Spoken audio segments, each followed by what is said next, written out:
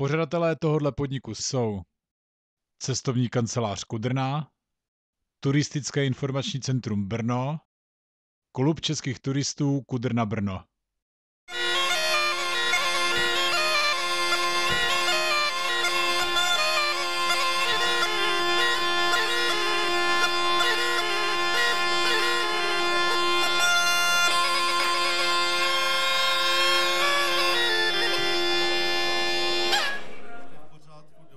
V sobotu, první víkend v říjnu, v Lednici odstartoval už tradiční, světově unikátní recesistický amatérský závod. Na trase do Brna se už po 7. konalo koulení kola, letos s označením 2012. Na startu bylo tentokrát 36 týmů a organizátoři připravili bohatý doprovodný program, včetně koulení pro děti. Celý podnik je inspirován starou brněnskou pověstí o zdatném koláři Jiřím Birkovi. No tak kdyby to nevěděl lednický starosta, to by byla ostuda. No je to vlastně o Jiřím Birkovi, který se tady vsadil u vína, že pokácí strom. Udělá kolo a do koulí ještě z Lednice do Brna. Do Souhraku. Tato událost se odehrála v roce 1636. Od té doby se loukoťové kolo stalo jedním ze symbolů města Brna. Oproti Birkovi mají dnešní závodníci úkol poněkud usnadněný. Místo výroby kola pouze symbolicky přiříznou smrkovou kládu. Kola o váze 12,5 kg jsou vyrobená speciálně pro tento závod kolářem z povolání Johannem Mariánem Jágrem z české vesnice Eibenthal v rumunském Banátu.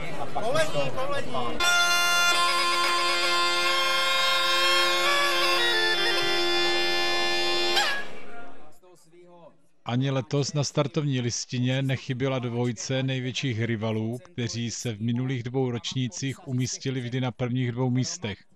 V obou případech vítězové, ale i rekordmani dnes s číslem 20 Beccaro tým. A loni se jim časem 3 hodiny, 55 minut a 42 sekund podařilo jako prvním v historii závodu pokořit magickou hranici 4 hodin. Největší motivací konečně porazit Beccaro tým měli letos s číslem 26 věčně druzí tým Hopela. Nikdo ovšem nebyl na pochybách, kdo je hlavním favoritem závodu. Beccaro tým, samozřejmě, ty jsou první, že jo, tak s klukama vždycky soupeříme. No ať se připraví, že uvidí celý závod naše záda, že jo. Kluci z Hopela jsou nám vždycky v patách, takže to si myslím, že bude i letos. No tak abych byl upřímný, přál bych jim, aby byli i letos druzí. Závodní tráť vedla již tradičně po cyklostezkách vedoucím malebným krajem Vinic, Luk a hájů Jižní Moravy. Celá trasa z náměstí v Lednici k radnici v Brně měří 67 km. Takže nazubíme zuby. 3, 2, 1. Pojď! Jedu! Dáme! Obluj! Pojď! Jan, pojď! Závod nejrychleji rozjel kdo jiný než Beccaro tým a od prvního okamžiku se usadil na čele závodu, že nasvědčovalo tomu, že nás letos žádné velké překvapení nečeká a že to Milan Procházka, Roman Bednář a Vít Paták s letošním útokem na čistý hat-trick myslí vážně. Letos poprvé jsme se dostali hned na 2. místo, no a pak ty další 2 ročníky jsme vyhráli. Vždycky v rekordu. No, taktiku máme od začátku stejnou, vždycky ty léta od začátku to napálit a když nemůžeme, tak musíme přidat. Dá se říct ten měsíc předtím, další běhy a to je hlavní příprava. Beccaro tým rozjel závod skvěle. Na 2. místo se okamžitě vypracoval samozřejmě kdo jiný než tým Hopela ve složení Petr Němec, Jan Němec a Ladislav Trs. Letos jdeme po 5. My jsme vlastně v týmu všichni sportovci, takže trénujeme normálně jako furt. Čas je nejlepší něco po 4 hodiny, je to 3:55 nebo tak nějak, co tuším. No a každý rok se to snažíme teda porazit, že jo. Tak doufám, že letos třeba to vyjde, no. Všichni závodníci se smí přesunovat pouze vlastní silou. Jeden z nich však musí neustále valit po zemi dřevěné loukoťové kolo. Na trase jsou 2 kontrolní body, kde se měří mezičasy a kde se koulející můžou občerstvit. Celá akce probíhá pod dozorem rozhodčích agentury Dobrý den z Pelhřimova. To není náhoda, protože nejlepší čas je veden v České Guinnessové knize rekordů.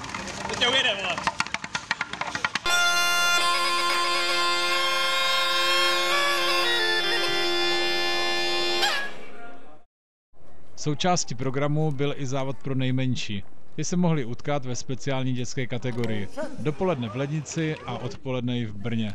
Pořadatelé si nechali vyrobit v Banátu menší lehčí kola, které mohli budoucí šampioni koulet po zkrácené trase 67 metrů. Věk, výška ani váha nikoho nelimitovala a na každého malého koulejícího čekala malá odměna. Koulení pro nejmenší moderoval sám zakladatel cestovní kanceláře Kudrna a otec myšlenky Vilda Dvořák. A už dali druhou půlku do cíle. Na své tratě hned pod světoznámou sochou Parnasa.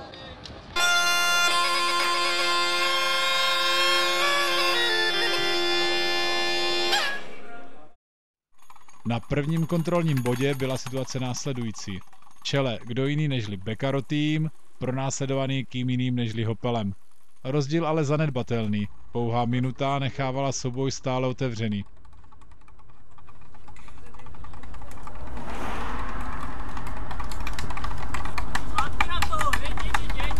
Koulení kola ovšem není jen o překonávání rekordního času.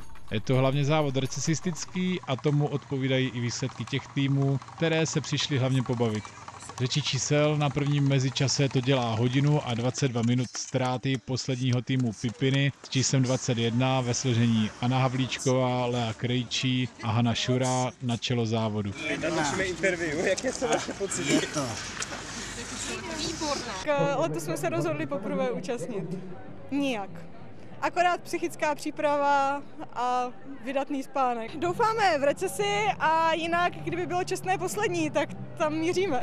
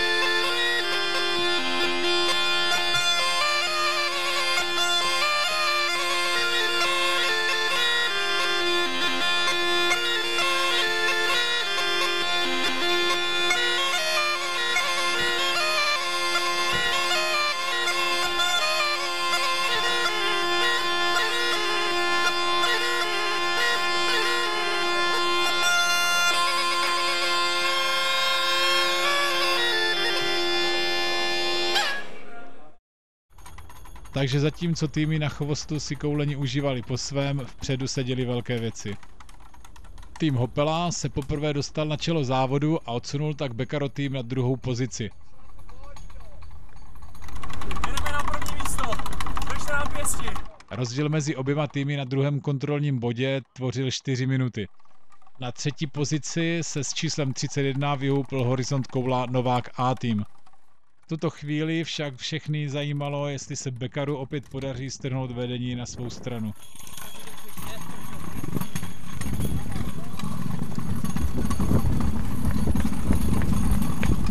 Díky, díky.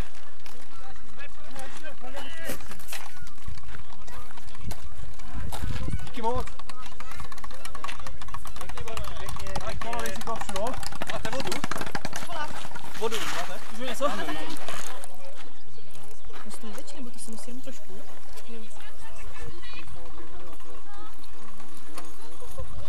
Banán? Dva banány, můžeme si vzít? Nebo 3, musím vlastně přijít, tak se nehádáme. Ne, tyko furt, taky si dám. Jo, špatně značený, tam musíme. A co doženete ještě? Teďka ne. Borci z Opela týmu byli letos po fyzické, ale i po taktické stránce nejlépe připraveni. První pozici uhájili až do cíle, kde si konečně mohli poprvé zaslouženě vychutnat pocity vítězství. Já si myslím, že to je super výkon. Nejsem si jistý, jestli to stačí na rekord loňského roku, ale určitě chlapci si ten aplaus zaslouží. Jak prosím vás, uvolněte tady to... Závod je velmi náročný, takže ne všichni členové týmu mohli okamžitě slavit. S druhou pozicí se letos musel trochu překvapivě smířit favorizovaný Beccaro tým. Malou záplatou nad letošním umístěním mohl být fakt, že jejich rekordní čas z loňského roku vítězům odolal. Sami šampioni. Celkově třetí v pořadí dokoulali borci z Horizont Koula Novák A týmu ve složení Jiří Vrtílka, Jan Macura a Robert Čamonil. Vyčerpávající, ono to nějakých 68 kilometrů. Tady ještě jednou finish týmu Hopela.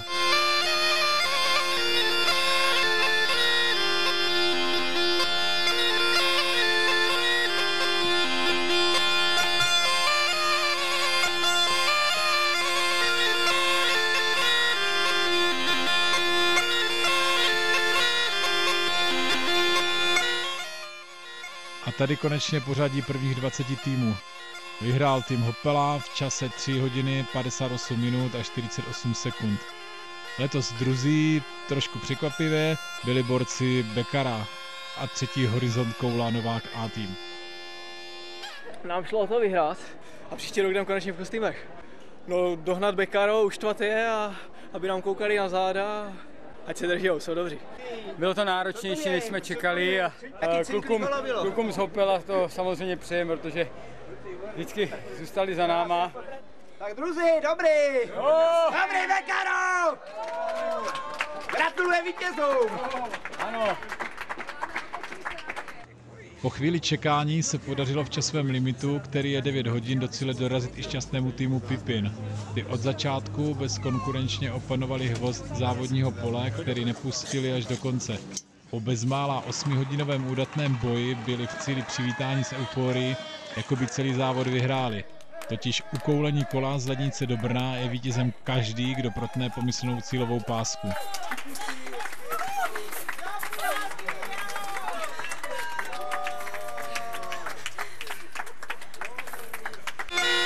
A ještě jednou tým Pipin v cíli.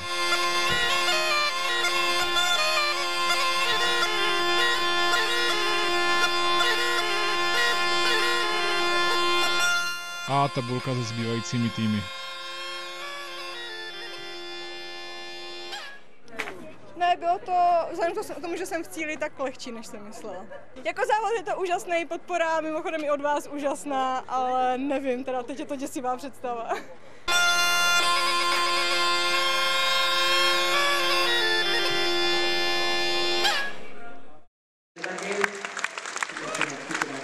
Slavnostní vyhlášení výsledků si podmanili v kategoriích nejoriginálněji obléknutý tým, tým s číslem 14 Piráti. Se svou vizáží jako by vypadli z děje hollywoodského blockbusteru filmu Piráti z Karibiku. Nejrychlejší čistě ženský tým byl tým s číslem 19 Plíseň. Ty pokořili tráť v čase 6 hodin, 48 minut a 48 sekund, podali tak úctyhodný sportovní výkon a přitom ještě aspirovali na nejoriginálněji obléknutý tým. Na stupně vítězů se vykoulali, jak již víme, na třetím místě tým s číslem 31 Horizont Koula Novák A tým, na druhém místě tým číslo 20 Beccaro, ale hlavními hvězdami letošního 7. ročníku koulení se však stali borci z týmu číslo 26 Hopela. Podařilo se jim konečně porazit dlouholeté rivaly.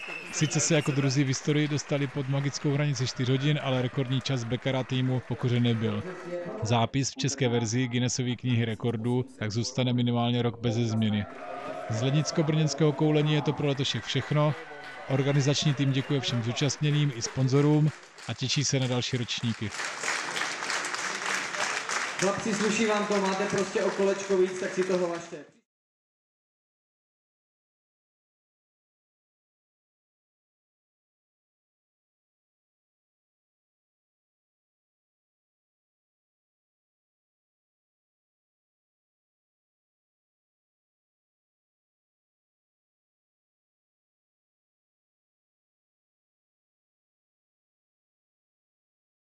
A přece jedna kaňka na úplný závěr. To je již tradiční nezájem ze strany brněnské radnice. Jestli se v příštím roce jejich politika nezmění, reálně hrozí, že Brno přijde o jeden ze svých symbolů. Je jasné, že asi těžko by někdo vyrobil v Brně kolo a točil s ním do Lednice k radnici. Na druhou stranu jednou se možná stane, když tomu bude Brno tady k té tradici tohoto závodu tak přistupovat, že to jejich historické kolo vezmeme a vrátíme do Lednice.